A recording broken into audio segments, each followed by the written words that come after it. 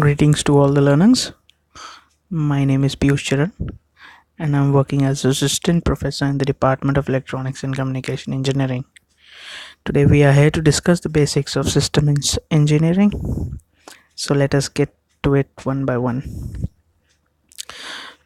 We start with the definition of a system, which consists of three P's, which states as people, products, and processes. With people, we mean that the HR, the users. With products are we mean that certain products have been formed, and a sequence of activities represents the processes.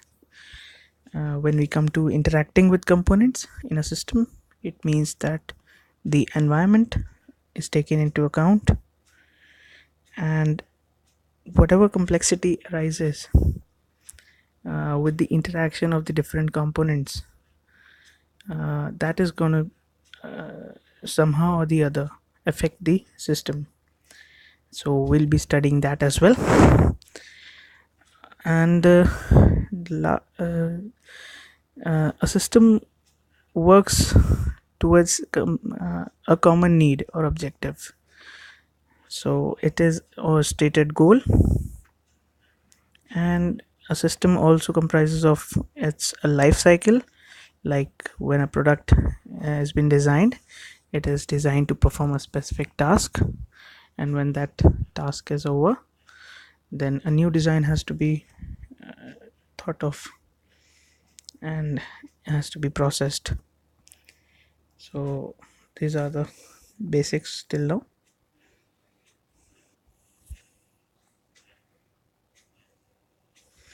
So coming back to systems engineering, it has two major disciplines. One is the technical domain, the second one is the systems engineering management. So as we see that it is an interdisciplinary field of engineering and management. So here comes the first reflection spot. I request all the listeners and to the viewers of this learning dialogue that to pause their videos for a while and answer these two questions in their course journal.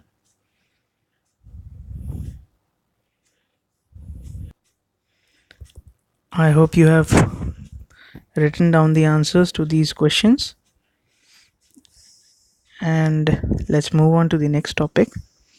It is the first definition of the systems engineering. It was given by the Military Standards 499A in 1974, and it said that systems engineering is a logical sequence of activities and decisions that transforms an operational need into a description of a system, performance parameters, and a preferred system configuration.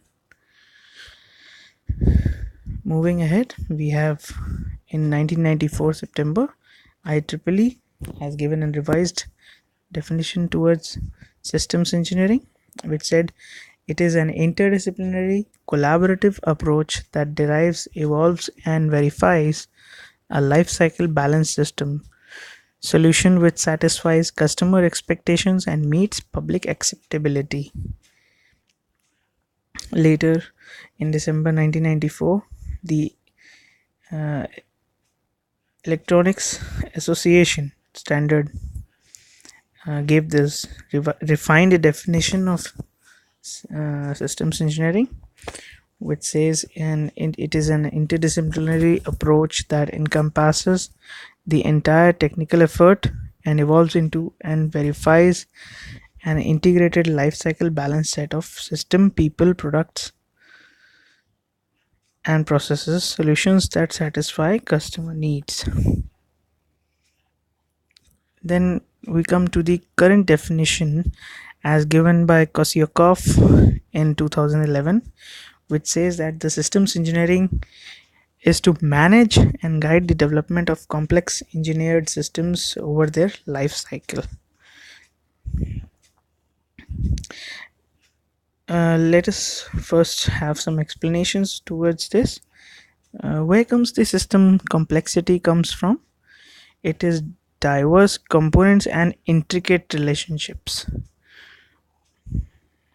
What do you mean by intricate relationships? It means that the system's environment and their interactions with each other will give rise to the intricate relationships. There are diverse components which are also interacting in the environment, and their effects on each other will give rise to some complexity, and that is what systems engineering deals with, to eradicate these complex issues and to understand these complex issues so that they may be removed and some common objective, some significant function of a system can be achieved. Engineered systems exclude living things and ecosystems. So these are the basics explanations. Let us see some examples of a system. Like, we have aerospace systems, complex structures, chip design, IT systems, defense systems, communication systems, healthcare. All such uh, domains have a significant amount of systems involved with them. Like, all these systems are considered to be engineered and managed, so they are part of the systems engineering management. So we have a reflection spot too. I request all the listeners and viewers to pause their video for a while and write the answers to these questions in their course journal.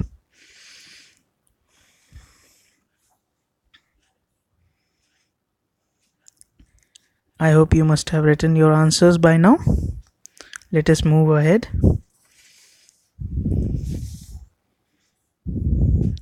So here comes three major activities involved in systems engineering management.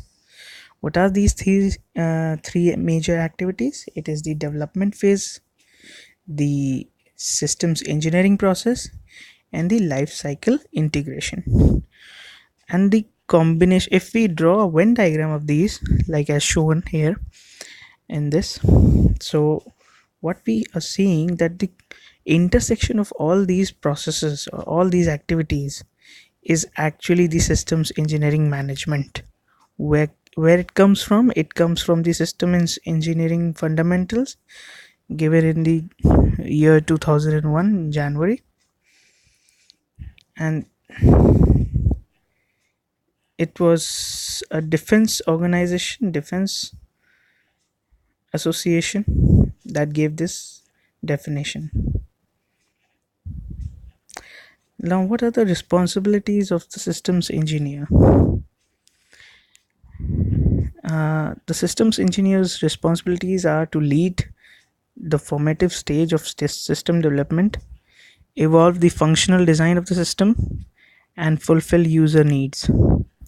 Systems engineers bridge traditional engineering disciplines where complex system components cannot be engineered independently.